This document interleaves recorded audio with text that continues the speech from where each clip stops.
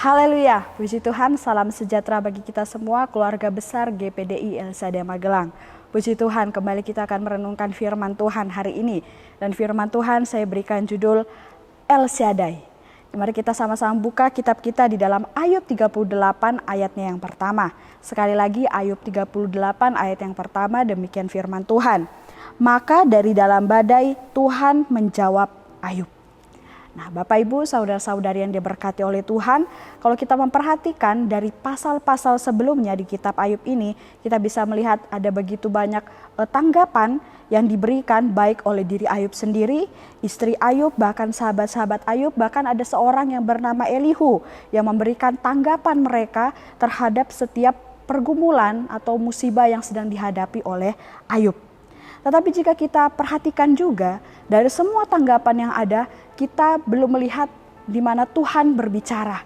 Tuhan belum memberikan tanggapannya tentang apa yang dialami oleh Ayub. Nah, tetapi kalau kita melihat di dalam pasal 38 ini, barulah Allah bersuara. Allah menjawab Ayub. Kita lihat judul perikop yang ada, jawab Tuhan kepada Ayub. Dalam pasal-pasal sebelumnya, Ayub bertanya-tanya mengapa musibah ini dapat terjadi di dalam kehidupannya, padahal ia adalah seorang yang saleh, orang yang jujur, takut akan Tuhan dan menjauhi kejahatan. Ayub mengungkapkan seluruh keluh kesahnya. Ia sampai kecewa dengan sahabat-sahabatnya karena seperti menuduh Ayub kalau Ayub itu bersalah sehingga musibah itu terjadi dalam kehidupannya. Ayub pun sempat membela dirinya di hadapan Allah bahwa ia tidak bersalah, ia tidak berdosa sehingga ia tidak pantas untuk menerima musibah yang berat ini dalam kehidupannya. Bahkan Ayub pun pernah mengeluh tentang perlakuan Allah. Kita bisa melihat di dalam pasal-pasal sebelumnya di kitab Ayub ini. Dan dalam pasal inilah Allah berbicara dan memberikan tanggapan atau jawabannya Allah kepada Ayub. Dan saat Allah menjawab Ayub, ia datang dalam badai yang dahsyat. Apa maksud Allah ini? Mengapa ia datang menjawab Ayub dari dalam badai yang dahsyat? Alasannya adalah karena Allah ingin menunjukkan kekuasaannya terhadap alam semesta ini, terhadap Ayub. Dari ayat 4 sampai ayat 38 di pasal 38 ini bahkan disambung sampai di pasal 39 ada tertulis semua perbuatan-perbuatan ajaib yang hanya dapat dilakukan oleh Allah. Dan ini membuktikan kekuasaan Allah, membuktikan kemampuan Allah, kapasitasnya Allah terhadap alam semesta, dan tidak ada yang dapat menyamai bahkan menandingi kuasa Allah. Setelah mendengar jawaban dari Allah dari dalam badai, apa yang Ayub lakukan? Kita melihat yang pertama, Ayub merendahkan dirinya di hadapan Allah. Di dalam pasal 39, Ayub 39 ayat 36 sampai ayat 38, Ayub berkata demikian. Maka jawab Ayub kepada Tuhan, sesungguhnya aku ini terlalu hina. Jawab apakah yang dapat kuberikan kepadamu?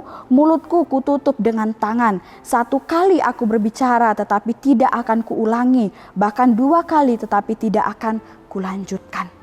Di sini Ayub mengaku bahwa ia tidak dapat menjawab atau membalas apalagi membantah perkataan Allah. Ayub menerima dan percaya terhadap semua yang dikatakan oleh Allah. Ayub pun sadar bahwa ia adalah makhluk yang hina di hadapan Tuhan. Ia hanyalah makhluk ciptaan Allah yang tentunya penuh dengan keterbatasan. Oleh sebab itu ia harus menerima setiap perkataan Allah. Dia merendahkan dirinya di hadapan Allah. Ia mengakui bahwa semua perkataan Allah adalah benar. Kemudian yang kedua, apa yang dilakukan oleh Ayub setelah ia menerima jawaban daripada Allah? Yang kedua adalah Ayub mencabut perkataannya dan menyesal. Kita bisa melihat di dalam Ayub 42 ayat yang kedua dan ayat yang keenam. Saya akan bacakan, aku tahu bahwa engkau sanggup melakukan segala sesuatu dan tidak ada rencanamu yang gagal. Ayat yang keenam, oleh sebab itu aku mencabut perkataanku dan dengan menyesal aku duduk dalam debu dan abu. Penyesalan Ayub tentang perkataannya kepada Allah yang sebelumnya ia pernah mengeluh, bahkan ia pernah kecewa dengan Allah ya karena pergumulan yang dihadapi. Penyesalan Ayub tentang perkataannya ditunjukkan dengan mengakui bahwa Allah itu sanggup melakukan segala sesuatu dalam kehidupannya, bahkan di seluruh alam semesta ini.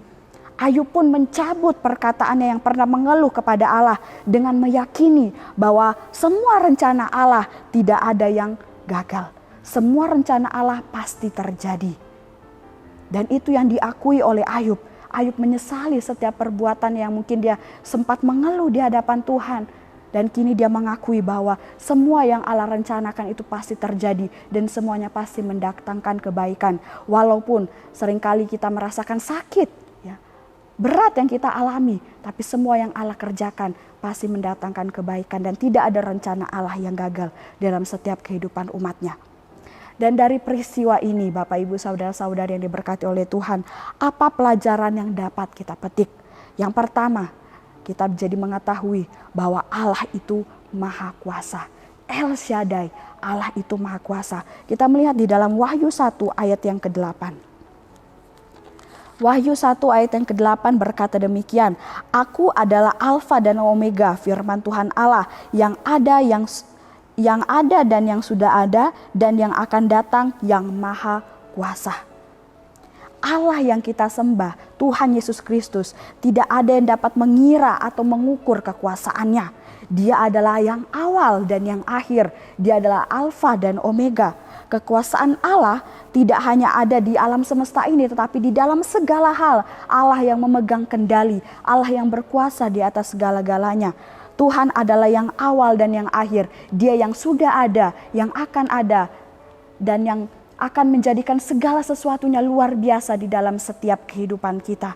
Dan itu yang kita syukuri dalam kehidupan kita. Kalau kita menyembah El Shaddai, Allah yang Maha Kuasa, Allah yang sanggup melakukan segala perbuatan-perbuatan yang ajaib dalam kehidupan kita. Seperti Ayub, meskipun dia harus mengalami pergumulan yang berat, tetapi ada Allah El Shaddai, Allah yang Maha Kuasa, yang sanggup menolong kehidupannya. Bahkan kita akan melihat ada pembelaan Tuhan, ada pertolongan yang Tuhan kerjakan di dalam kehidupan Ayub setelah dia melewati setiap pergumulan-pergumulannya. Kemudian yang kedua pelajaran kita bisa petik dari peristiwa Ayub ini adalah akuilah segala kekuasaan Allah. Mazmur 68 ayat yang ke-35 berkata demikian, akuilah kekuasaan Allah, kemegahannya di atas Israel, kekuasaannya di dalam awan-awan. Saat kita mengalami pergumulan, pencobaan atau ujian apapun dalam kehidupan kita, bahkan mungkin pergumulan yang berat seperti yang dialami oleh Ayub, jangan pernah mengeluh. Mari kita mau belajar jangan pernah mengeluh, tetapi kita mau bersuka cita, mau bersyukur kepada Allah. Tetapi kita harus menguasai, kita juga harus menguasai diri kita, dan kita harus mengakui kekuasaan Allah dalam setiap kehidupan kita, bahwa Allah selalu menolong dan menyertai setiap kehidupan kita. Walaupun kadang kita merasa tidak mampu, ya. Mungkin juga seringkali kita merasa bahwa di mana pertolongan Allah? Seperti yang dialami oleh Ayub ini. Allah tetap diam setelah ada begitu banyak tanggapan-tanggapan yang diberikan oleh orang-orang di sekitar Ayub, tetapi Allah diam. Tetapi sesungguhnya Allah tidak meninggalkan Ayub, dan Allah pun tidak pernah meninggalkan kehidupan kita. Meskipun kita seringkali menunggu kapan pertolongan Tuhan, tetapi sesungguhnya Allah pasti akan menjawab setiap kehidupan kita. Justru Allah menunjukkan kekuasaannya dengan mengembalikan 2 kali lipat dari segala kepunyaan Ayub yang dulu. Yang kita bisa baca di dalam pasal yang terakhir dari kitab Ayub ini. Apa yang hilang dari Ayub dikembalikan 2 kali lipat oleh Allah. Dan itu pun yang akan Tuhan kerjakan dalam setiap kehidupan kita. Pergumulan apapun yang kita alami, yakin dan percaya rencana Tuhan tidak ada yang gagal. Tuhan akan memberikan rancangannya yang indah di balik setiap pergumulan yang kita hadapi. Saat kita diizinkan oleh Allah mengalami suatu pergumulan, Allah juga pasti menyediakan rencana yang indah untuk menolong setiap kehidupan kita. Asal kita yakin dan percaya dan tetap berseru kepada Tuhan. Kemudian pelajaran yang ketiga yang kita bisa dapatkan dari peristiwa Ayub ini adalah rendahkan diri di hadapan Tuhan. Kita tidak hanya mengakui kekuasaan Tuhan, tapi rendahkan juga dirimu di hadapan Allah seperti yang dilakukan oleh Ayub. Ada janji yang luar biasa daripada Tuhan yang diberikan bagi kita saat kita merendahkan diri di hadapannya. Seperti yang tertulis di dalam Yakobus 4 ayat yang ke-10. Saat kita merendahkan diri di hadapan Allah, maka Allah yang akan mengangkat kita, Allah yang akan meninggikan kita. Dan saat Allah yang meninggikan kita, saat Allah yang mengangkat kehidupan kita, tidak ada yang dapat merendahkan kita. Dan itu adalah anugerah yang luar biasa saat kita diangkat oleh Allah.